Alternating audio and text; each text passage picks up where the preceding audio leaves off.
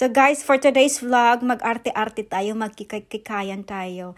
And ang aking ideas for today is hairstyle, pigtail hairstyle. Matry nga natin to kung ano ang hitsura natin, kung magmukha ba tayong si Aqua Girl o si Aquaman. Charot lang. Diba guys? O si Barbie Losha. O si Barbie Girl. O diba? Ganun ang ating mga aura guys. O kailangan natin magkikay-kikay. Ay, bahala na, hindi bagay sa atin. Basta na-try natin. O kung anong hitsura natin. Pag ganitong hairstyle. O diba? Pigtail hairstyle. Ang mga needed mo lang guys is lastiko, manipis na suklay, gel, and spray net. Oh my Charot, wala akong spray net. God.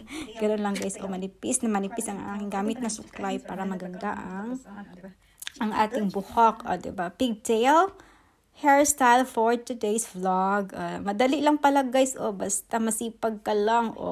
Huwag kalimutan magka-arte-arte. Ay, gitna talaga guys. Gitna na magic ko talaga. Diba? Ayos naman. Maganda guys, diba? Sana magustuhan nyo itong looks natin for today. And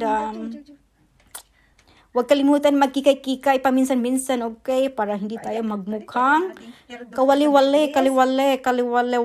O, yan na, alam yun na des. Yes! Guys, diba?